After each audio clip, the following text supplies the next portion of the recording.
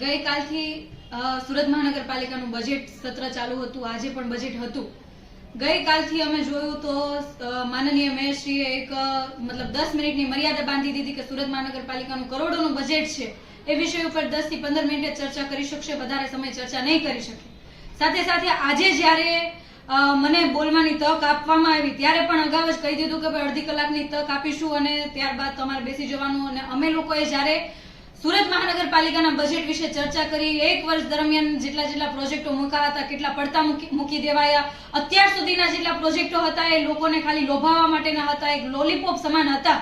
એ તમામ પ્રોજેક્ટોના નામ સાથે જ્યારે વિગતવાર માહિતી સભા સમક્ષ અમે મૂકી તો એમનાથી સંભળાયું નહીં. સાથે સાથે જ્યારે બીજી વાત કરું કે સુરત મહાનગરપાલિકા દ્વારા કરોડો રૂપિયાના જે કાંડો થઈ રહ્યા છે, કૌભાંડો થઈ રહ્યા છે, જેમ કે કચરા કાંડ હોય, જે પોતાના માનીતા વ્યક્તિને ડબલ ભાવે કરોડો રૂપિયાની નુકસાનીમાં, સુરત મહાનગરપાલિકાની નુકસાનીમાં માનીતાને કોન્ટ્રાક્ટ આપી દેવાની વાત હોય, કે પછી બીજા કોઈ પ્રોજેક્ટ હોય, વર્લ્ડ બેંક પાસેથી કરોડોની લોન લેવાની વાત હોય, કે પછી બોન્ડ બહાર પાડીને પૈસા લેવાની વાત હોય, આ તમામ જે આખી વ્યવસ્થા જોવા જઈએ તો આવનારા સમયની અંદર સુરત મહાનગરપાલિકા દેવાળું ફૂંકી દે એવી પરિસ્થિતિ છે.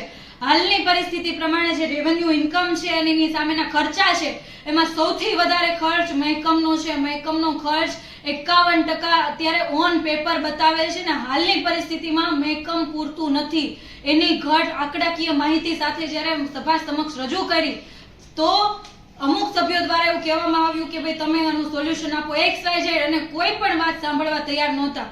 બસ આ બજેટની અંદર મુખ્યમંત્રી, પ્રધાનમંત્રી અથવા તો એમના શાસકોના વખાણ કરો તો 5-5 કલાક બોલવા દે, પરંતુ જ્યારે સુરત મહાનગરપાલિકાની વાત હોય, સુરત શહેરની જનતાની વાત હોય, લોકોના હિતની વાત હોય, આ કરોડો રૂપિયા ક્યાંથી આવશે, કરોડો રૂપિયા લોકો વચ્ચે કઈ રીતના આપી શકાશે એની વાત હોય તો ભારતીય જનતા પાર્ટીના શાસકોમાં તાકાત નથી કે સાંભળી શકે.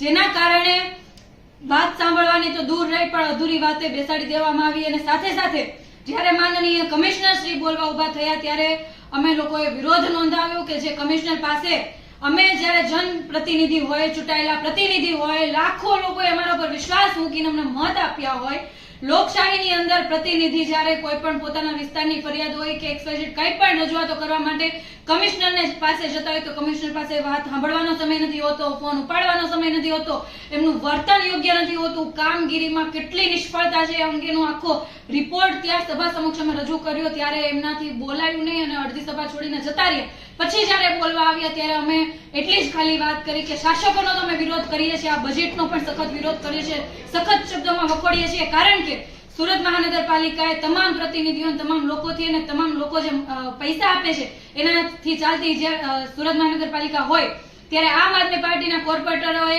બધાએ પોતપોતાના વિસ્તાર અને સુરત મહાનગરપાલિકાના અલગ અલગ પ્રોજેક્ટો અને અલગ અલગ કામોને સૂચન બજેટમાં 1 મહિના અગાઉ આપી દીધા હતા કે એટલા કામોને આ બજેટની અંદર આવરી લેવામાં આવે, પરંતુ બજેટમાં એક પણ કામનો સમાવેશ નહીં કરવામાં આવ્યો. સાથે સાથે એની જે ત્રુટીઓ હતી તો એમનો પણ યોગ્ય જવાબ નહીં આપવામાં આવ્યો. અમે જે સુધારા માંગેલા સુધારો પણ નહીં આપવામાં આવ્યો, જે કારણસર અમે લોકોએ આ બજેટને સખત શબ્દોમાં વખોડ્યું અને આ બજેટનો વિરોધ કર્યો. અને સાથે સાથે માનનીય કમિશનર શ્રીને પણ એ બોલવા જ્યારે ઉભા થયા તો એમનો પણ અમે વિરોધ કર્યો અને અમે એના પ્રત્યે અસહકારની ભાવના પણ એમને બતાવી છે કે જો આવું નવું વલણ રહેશે તો કમિશનર પાસે અમને સાંભળવાનો સમય નથી તો અમારી પાસે પણ એમને સાંભળવાનો સમય નથી. અને એ દરમિયાન અમે વોકઆઉટ કર્યું. જય હિન્દ, જય ભારત.